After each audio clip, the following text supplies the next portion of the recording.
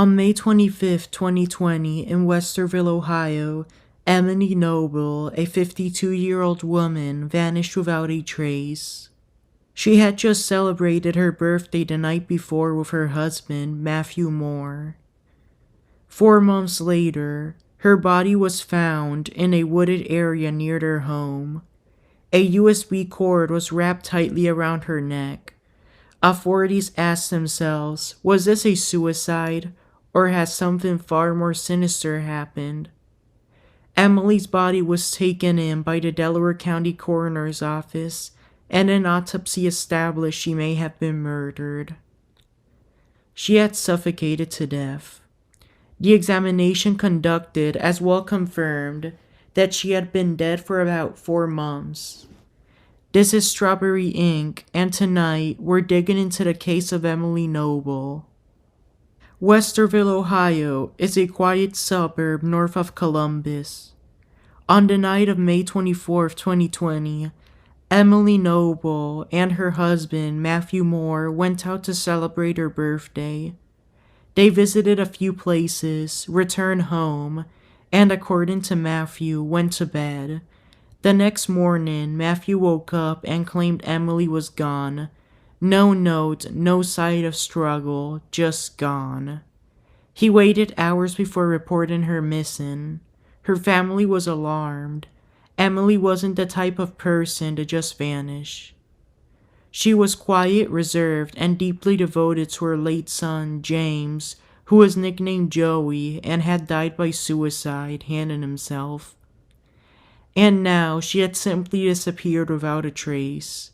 Days turned to weeks, weeks turned to months. Then on September 16, 2020, 4 months after she vanished, a search party found Emily's remains in a wooded area near her home. The cause of death? Well, that's where things got complicated. Emily's body was found hanging from a tree, a USB cord wrapped around her neck. The scene had all the markings of a suicide, but the autopsy told a different story. The coroner found signs of blunt force trauma to her head, multiple fractures that couldn't be explained by hanging alone. This raised a critical question. Had somebody killed Emily and staged a look like a suicide? Investigators looked at the man closest to her husband, Mathew Moore. There was no one else that seemed like the kind of person who could have killed Emily.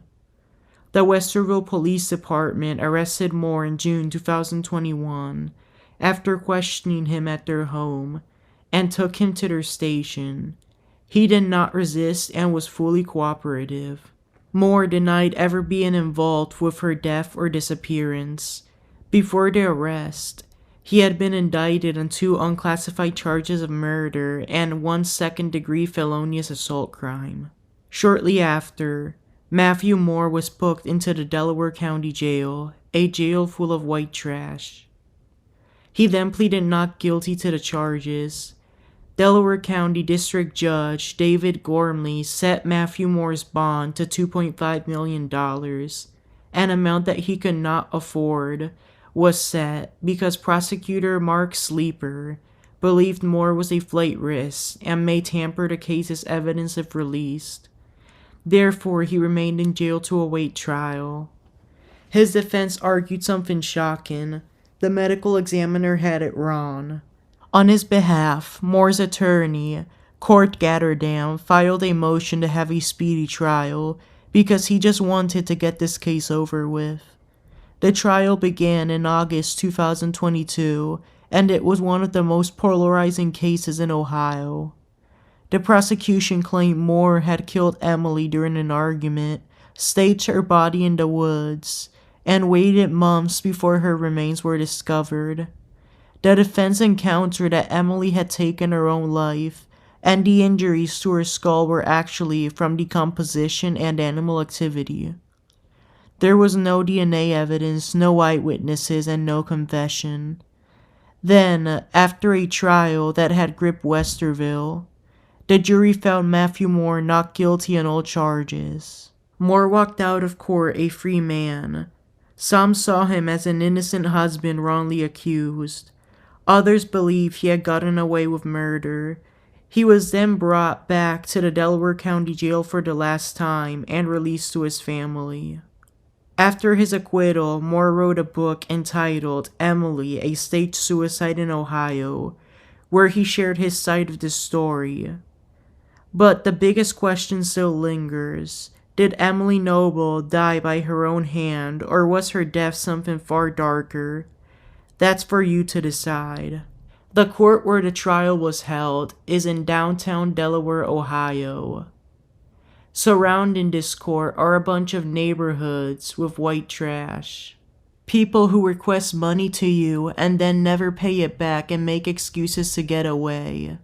Let me add, you run into the white supremacist who says I'm gonna beat you up for stupid reasons. And as well, that whore who does people dirty, and that whore who eats organic food all the time, the middle-aged kind of whore, as well as younger whores. Anyways, I'm not gonna take up any more of your time. This has been Strawberry Inc. Stay curious, stay questioning, and as always, be careful with who you trust. Have a good week and a good President's Day. Till next time, goodbye.